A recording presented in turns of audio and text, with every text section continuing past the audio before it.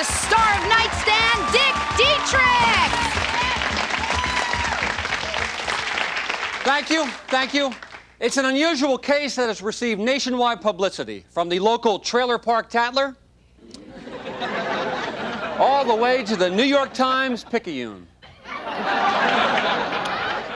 It's a story that's got most of low-income America on the edge of their broken lazy boys.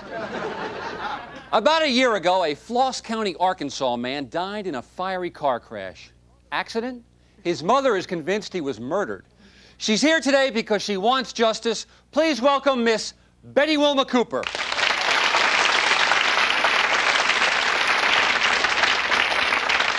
Betty Wilma, welcome. Tell us about your son. What's his first name? Billy Ray Jim, Dick.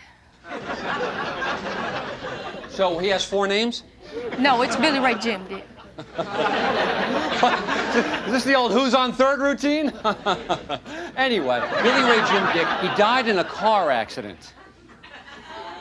Betty Wilma, tell us what happened. Well, Dick, Billy Ray Jim died in a car accident.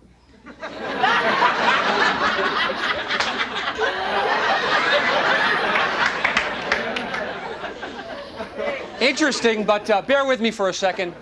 How did he die in a car accident? Well, it was late on a Tuesday night at the trailer park, and Billy Ray Jim called me up and said he was going to the store and did I need anything. Well, I did need me some Bisquick and some potted meat and Spam for sandwiches. But Billy Ray Jim Dick never came home with them there victuals, did he? No, the police called me up and said that Billy Ray Jim had probably fallen asleep at the wheel and driven his pickup truck into a refinery. And the refinery blew up, and all that was left of him was just some chunks of his underwear, pieces of his favorite, little Budweiser can hat. But you don't think it was an accident, do you? No, I don't. I think that somebody kidnapped him and drugged him with that gas, that's in cans of cheese, and propped him up behind the wheel of his pickup and just sent him on to his death. You paint an interesting photo. So you think someone had him killed? I don't think. I know. His wife, Jolene, had him killed. And you want to know why? Pourquoi? I'm going to tell you anyway. Jolene was a slut. That's right. She was a slut who didn't even wait for the dirt to get spiders before she started taking up with men again. Didn't wait for the dirt to get spiders. That's right. You gotta love these folksy aneurysms. Anyway, Betty Wilma, just because a woman's a slut, that's not enough reason for her to kill somebody. No, but it is if that person's got money. Ooh, Billy Ray Jim Dick had money. Honey, he had the monopoly on the septic tank business there in our... Hey, listen, he loved that stinking business. So he was sitting on a lot of money. That's right. That's right. Never enough for Jolene, though. She'd spend money like a Chinese horseshoe at a 3-legged dog race. Goes good. A Chinese horseshoe at a 3-legged dog race. Miller, are we keeping track of these aneurysms? Now, Betty Wilma, you said she was taken up with a lot of men? She didn't even wait. At Billy Ray Jim's funeral, she was just throwing herself all over Big Bob Little. Big Bob Little. Big Bob runs the trailer park we all live in, the Pair o' Dice. The Pair o' Dice. And you think Big Bob was in cahoots with Jolene? I do. They was in cahoots. They was lovers. I mean, he could hardly wait just to get my little Billy Ray Jim out of the picture. And now my dead son is gone. He's gone. I'm sick. I need my pills. Can we break? I need my pills. Okay. Betty Wilma, you go ahead and medicate yourself. And you stay tuned because we'll be back faster than a 6-toed cat on a Mexican gun rack. Miller, these are fun.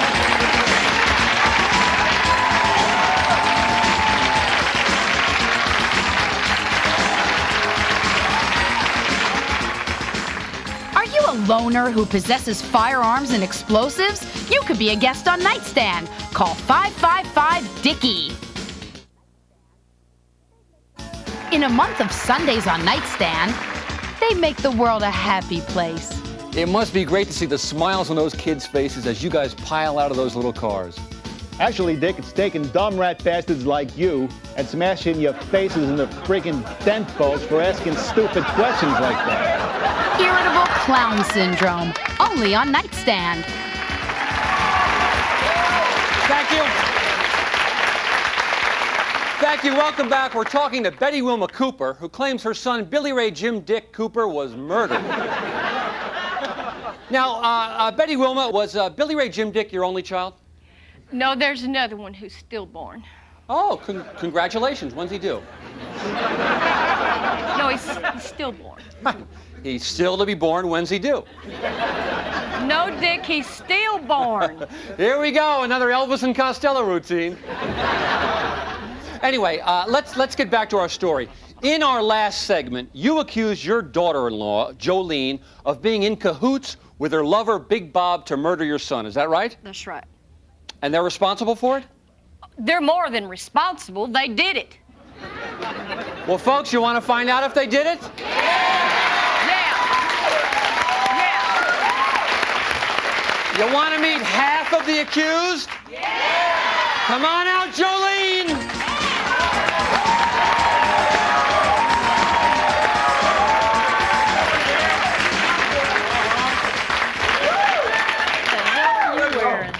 Now, Jolene, you've been backstage in our backstage area listening to Betty Wilma backstage. What do you think so far? Well, I heard what she said, and I don't know where she gets her information because I loved Billy Ray Jim Dick. Then why does she call you a slut? Oh, yeah, she compliments me now that we're on the TV. But at home, let me tell you, it is a different story. I mean, I don't want to say it, but she is a real B-I-C-H. Miller, can we say bish? We'll get a ruling. Jolene, you were married to Billy Ray Jim Dick for 3 years. Where did you meet him? At a family reunion. And you say you truly loved him. Yes, I did. No, you didn't. Yes, I did. I was a good wife to Billy Ray Jim. You are just jealous of me ever since I took your son away to the other end of that trailer park. Hey, listen, if you was such a good wife, how come you never gave him any? Oh. Ooh, well, how... Ask her that. Well, how would you know that, Betty Wilma? Yeah. Oh, you know what? It's a small trailer park, Dick, and listen, whenever I went to their trailer and was a knocking, that trailer wasn't a rocking. I offered my loins, Dick, but he never took. He never took. All he wanted to do was sit around in his BVDs and watch Matlock. Sounds like my first wife. If that's true, how come he never told me that? Maybe that's because he never had a chance, because you're always so busy entertaining them truckers. Ooh. Truckers? Yeah, sometimes 5 or 6 a night. I mean, this woman, No way. this woman No way. is a regular human loading dock. Oh. That is not true. It's true. It's 5 or true. You don't 6 know what you're truckers. talking about. Mercy sakes alive, we got ourselves a convoy. All the nerve in the world, man. All You right, know what? all right. Hey. All right, hey, you two. Just stop your bishing. Boy, you've been together for a minute now. You're arguing like 2 riverbanks on a Lithuanian dartboard. All right, let's introduce the 4th wheel in this triangle. Come on out, Big Bob.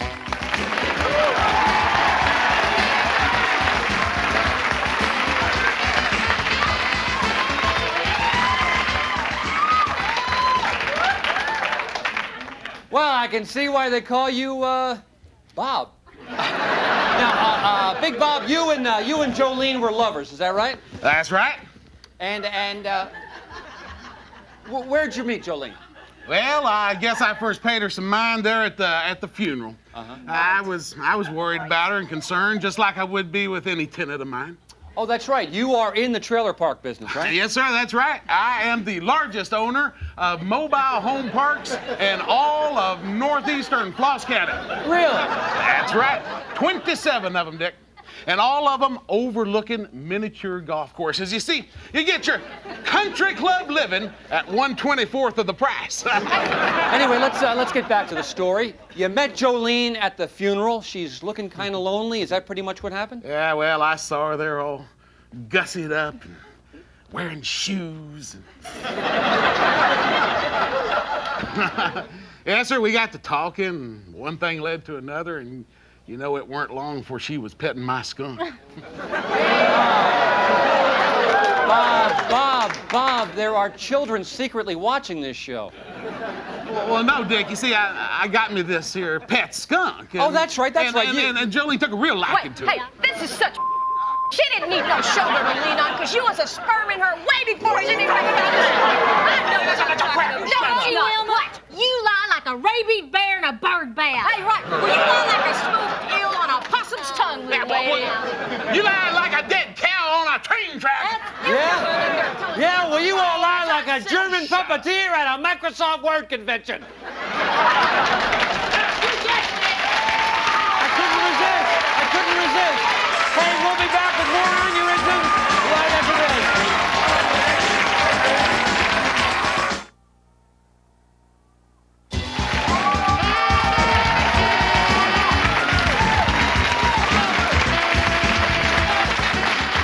Thank you. We are back with an inbred mother, an heiress to a family fortune, and some accused murderers. Sounds like the Kennedys. Our next guest on Nightstand is one of the most respected journalists on any of those sleazy tabloid news shows. She's researched and written a new book on this case and on trailer park life called Bubba's in the Mist. Please welcome Diane Glass.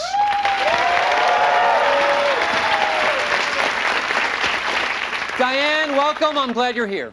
Thank you, Dick. It's nice to be here. Now, I did not read your book, but I did listen to the book tape as read by Chelsea Clinton. And what's clear to me is that these people may not recognize you, but you know them very well. Is that right? That's right, Dick. In fact, I was their neighbor in a trailer park for 3 months. I don't remember any Diane. I don't, and I eavesdropped on practically everybody there. I don't remember. Well, that's because I used a pseudonym. Ah, French for a false disguise. And you lived among them without them ever realizing you were a sexy reporter. That's right, Dick. In fact, when I was doing that, I uncovered evidence that Big Bob Little had the motive, the opportunity, and the know-how to murder Billy Ray Jim, Dick. Oh, that's a bunch of here. I mean, now why would I want to kill some little old manure-pushing, pissant son of a For the insurance money, $5,000 for accidental death. $5,000. What can you do with that? Are you nuts? For $5,000, I could drive my trailer all the way to Spain and live high on the hog like a hamster on a lawnmower. I think it's just crazy talk here, because if there's one thing that Big Bob Little don't need no more of, it's money. How about that, Diane? Dick, his business was almost wiped out last year by those tornadoes. Your cash flow was low, and you needed money. That's right. Billy Ray Jim's money, I bet. That's a damn lie, Betty Wilma. Ain't Now, either. you better stop spreading these cow chips about me, or I'm gonna sue your pimply butt. Oh, well, you go ahead and sue me, fat boy. My lawyers will work.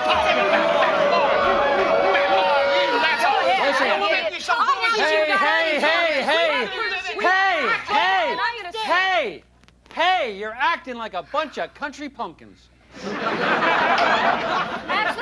Actually, Jolene didn't know anything about this. Big Bob used her for the insurance money. That is ridiculous. I love Big Bob, and I know he loves me. That's right, sweetheart. Maybe he does, but he's tried to make love to a lot of other women, too. Ooh, well, he looks like a guy who can cover some ground. I do not believe that. Oh, no. Remember when you played the propane salesman, and I was the naughty little girl whose mommy wasn't home? Velma? You got it!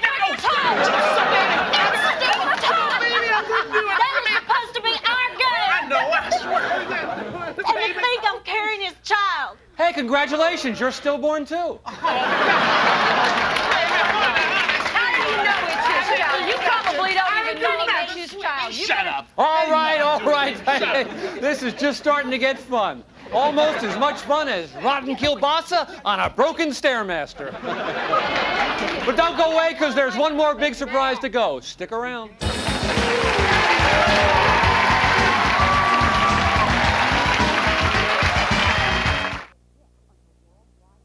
Hey, you can get Dick on the World Wide Web. Cruise on by.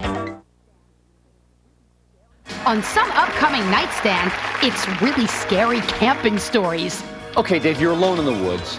Two burly mountain men approach you, and one says, "Hey, you've got a real purty mouth." Then what happens? Find out only on Nightstand.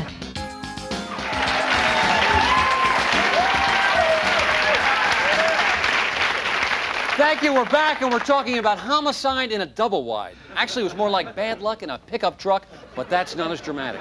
Anyway, to recap, Betty Wilma is the mother of Billy Ray Jim Dick. She thinks her son was murdered by her daughter-in-law, Jolene, who was taken up with Big Bob Little, who may actually be the trigger man in a refinery accident that senselessly took the life of Billy Ray Jim Dick so prematurely.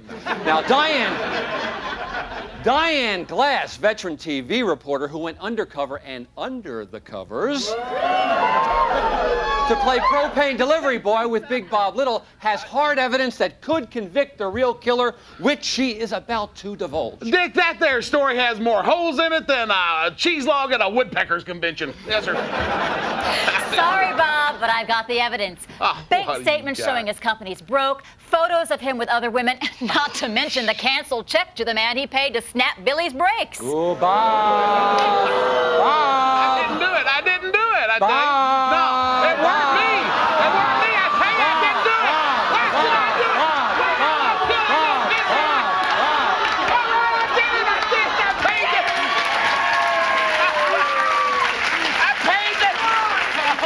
I paid to have the little pissy killed. I did.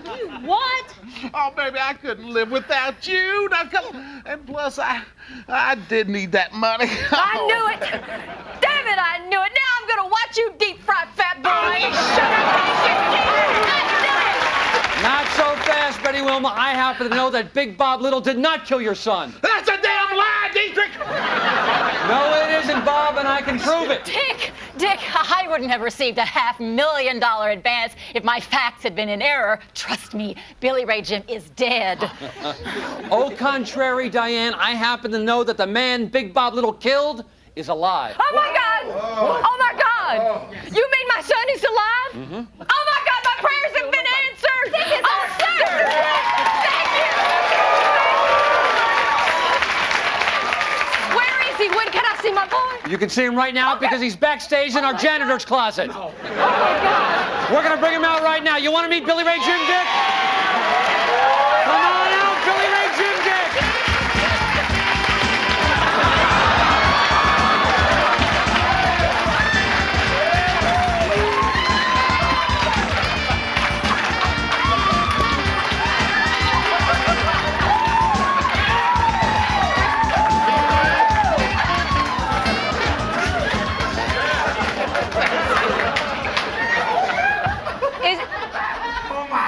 Is this Billy Ray Jim Dick?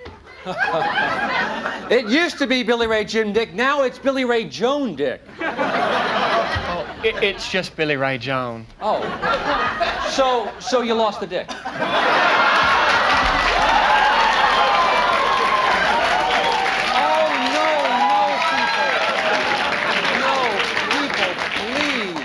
Anyway, he contacted us when he wanted to be on our Young Transsexual show, and that's when we first heard your pathetic story. Is that right? Yes, Dick. I've always felt like I was living a lie. Same old story. You felt like a man in a homely woman's body. Then when I learned that Big Bob had wanted to kill me, I realized I could go and start a new life. So I went down to Tijuana and had the surgery done. By a doctor specializing in transsexuals. Actually, no, I could only afford a vet.